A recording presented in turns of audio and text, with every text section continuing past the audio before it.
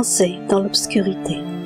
Avez-vous déjà ressenti cette terreur glaciale lorsqu'en plein milieu d'une nuit sombre et isolée, votre voiture s'éteint sans prévenir, vous laissant seul dans l'obscurité oppressante?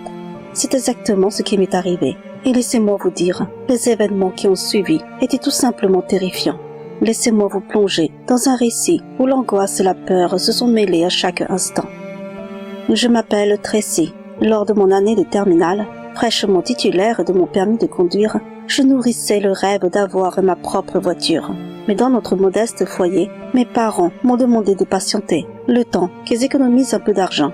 Après avoir décroché mon baccalauréat, j'ai décidé de prendre les choses en main et de chercher un travail d'été pour contribuer à l'achat de mon précieux véhicule. C'est ainsi que j'ai été embauchée dans un fast-food où je travaillais jusqu'à 3 heures du matin chaque soir. Mon plan était simple, utiliser la voiture de ma mère pour me rendre au travail lorsqu'elle rentrait de son emploi à 17 heures. Le fast-food était situé à 20 km de chez moi, et pour y arriver, je devais traverser une petite forêt dont l'obscurité semblait parfois oppressante. Les premiers jours se sont écoulés sans encombre, mais une nuit, en rentrant, alors que je m'enfonçais dans la forêt au volant, une odeur étrange a envahi l'habitacle de la voiture. Prise de panique, j'ai jeté un coup d'œil dans le rétroviseur. Et là, j'ai cru voir une petite fille assise à l'arrière de ma voiture. Le cœur s'est emballé dans ma poitrine, mais lorsque je me suis retournée, elle avait disparu. Pensant que la fatigue me jouait des tours, j'ai repris ma route. Mais soudain, la voiture a commencé à brouter avant de s'immobiliser brusquement. J'ai tenté désespérément de la redémarrer, mais en vain. Mon téléphone n'affichait aucun signal. L'extérieur était plongé dans une obscurité oppressante, éclairée seulement par la lueur de la lune. Et puis soudain, j'ai entendu un rire enfantin, glacial. Mes mains tremblaient alors que je me retournais pour découvrir une petite fille sur la banquette arrière, dont je ne pouvais distinguer que la silhouette floue aux cheveux longs et les yeux rougis. Prise de terreur, j'ai fui la voiture, tremblante, et ouvert la portière arrière pour vérifier, espérant contre toute attente ne rien trouver. Mais en l'ouvrant, un air glacial s'est échappé du véhicule et la banquette arrière était étrangement vide. Terrifié, je me suis blotti à nouveau dans la voiture, priant pour qu'une autre voiture arrive avant que je ne sombre dans la folie. La tension électrisait l'air, alors que mes phares perçaient l'obscurité, révélant un paysage hanté par l'incertitude. Mes mains tremblaient sur le volant, tandis que mes yeux scrutaient fébrilement les environs. Un frisson glacial m'envahissait, alors que je jetais un coup d'œil furtif dans le rétroviseur, espérant apercevoir une lueur d'espoir sur la route déserte. C'est alors que mon regard croisa une silhouette sombre, avançant péniblement sur le bas-côté, comme si elle peinait à faire un pas après l'autre. Une bouffée d'angoisse m'étreignit, me soufflant de fuir loin de cette présence sinistre. Lorsque la lueur de la lune dévoila son visage pâle et cadavérique, figé dans une expression terrifiante, un cri d'horreur déchira ma gorge.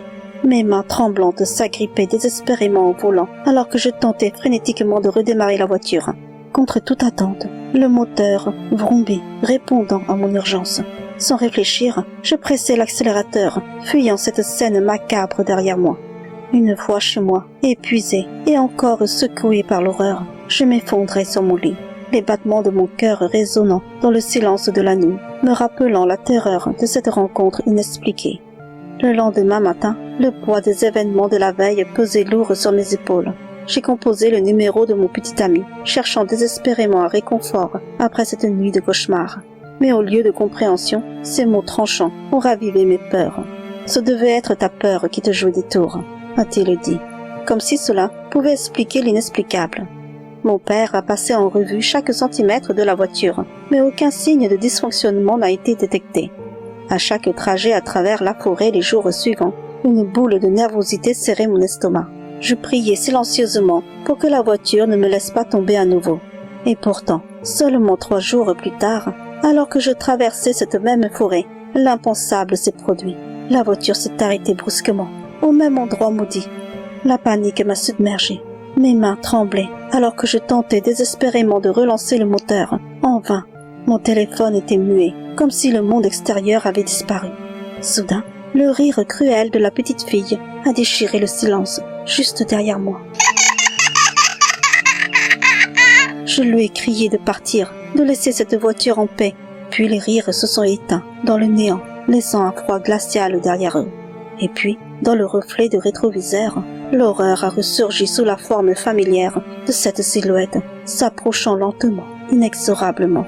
Mes doigts tremblants ont tenté une fois de plus d'enclencher le moteur, mais cette fois-ci, rien. La voiture est restée muette, comme pétrifiée par la terreur qui nous enveloppait. Puis, des sons sinistres, comme des griffures, ont écorché le silence, me glaçant le sang. En me retournant, j'ai découvert l'homme, juste là, derrière nous, son regard hanté, rivé sur moi. Mon cœur s'est emballé dans ma poitrine, tambourinant un rythme de terreur, alors que je croyais vivre mes derniers instants. Quand une masse invisible a grimpé sur le toit de la voiture, mes cris de terreur ont déchiré la nuit. Par réflexe, j'ai tourné la clé et le moteur a rugi en réponse. J'ai alors enfoncé l'accélérateur, fuyant la peur qui me poursuivait. Un bruit sourd m'a assailli, comme si l'homme avait chuté de la voiture. Les battements de mon cœur martelaient mes tempes, alors que je roulais à toute allure, l'obscurité de la forêt défilant à travers les vitres. Je ne savais plus à quelle vitesse j'allais, mais mon pied refusait de lâcher l'accélérateur, comme s'il était possédé par une force invisible. Quand enfin je suis arrivé chez moi, mes mains tremblaient violemment. Frappant la porte de toutes mes forces, j'ai été accueilli par mon père. Les larmes ont jailli, déversant toute la terreur que j'avais gardée en moi, tandis que je m'effondrais dans ses bras. Le lendemain, alors que le rayon de soleil perçait à peine le rideau, je restais clouée au lit, encore prise dans les griffes de la terreur. L'idée de devoir affronter à nouveau cette forêt maudite pour retourner au travail me pétrifiait. Mes parents, alarmés par mon état, ont décidé à ma place, m'encourageant à rester au chaud, loin de ce cauchemar ambulant.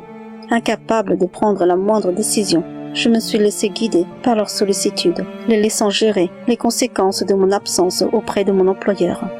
La nuit venue, alors que je sombrais dans les abysses de sommeil, j'ai été happé par un rêve étrange. Je me suis retrouvée au même endroit, la voiture immobile, cette fois-ci baignée dans la lumière éclatante du jour. Hésitante, je suis sortie du véhicule, scrutant les environs d'un regard nerveux. C'est alors qu'un homme est apparu au loin, avançant lentement vers moi. Son regard empreint de détresse m'a glacé le sang, alors qu'il murmurait des paroles poignantes. Quand il fut à ma hauteur, il m'adressa la parole d'une voix chargée d'émotion. Je cherchais juste de l'aide. J'ai essayé de vous parler, mais à chaque fois, vous vous êtes mis à crier. J'ai attendu si longtemps que quelqu'un s'arrête pour m'aider. Je veux juste retrouver ma famille. Pourquoi m'avez-vous éjecté de votre voiture ?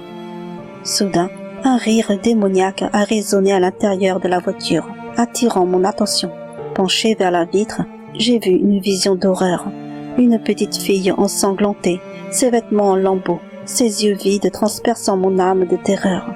Mon cœur a fait un bond dans ma poitrine. Une terreur indicible s'emparant de moi. Mais quand je me suis retournée pour faire face à l'homme, l'horreur m'a figé sur place. C'était un cadavre qui se dressait devant moi, le regard vide. Un cri de terreur a déchiré la nuit, me catapultant hors de mon cauchemar. Le cœur battant la chamade, j'ai allumé la lumière dans un geste frénétique, incapable de chasser cette vision macabre de mon esprit tourmenté.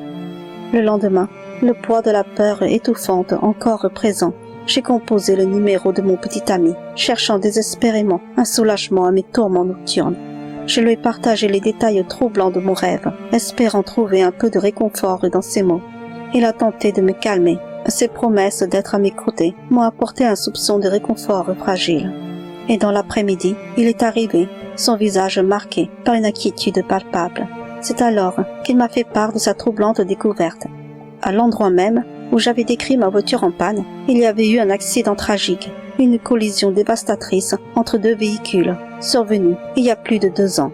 Une petite fille avait perdu la vie dans cet effroyable accident, tandis qu'un homme avait également perdu la sienne dans l'autre voiture. Face à ces révélations glaçantes, une décision s'est imposée à moi avec une clarté soudaine et brutale. J'ai pris la résolution de mettre fin à mon travail au fast-food, laissant derrière moi les ténèbres de la forêt.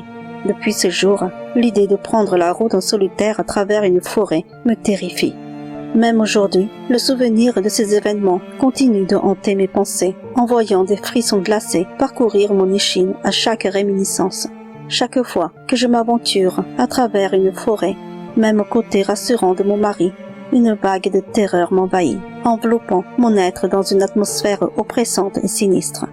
Les souvenirs de ces nuits cauchemardesques demeurent vivaces, laissant derrière eux une empreinte indélébile de peur et de mystère.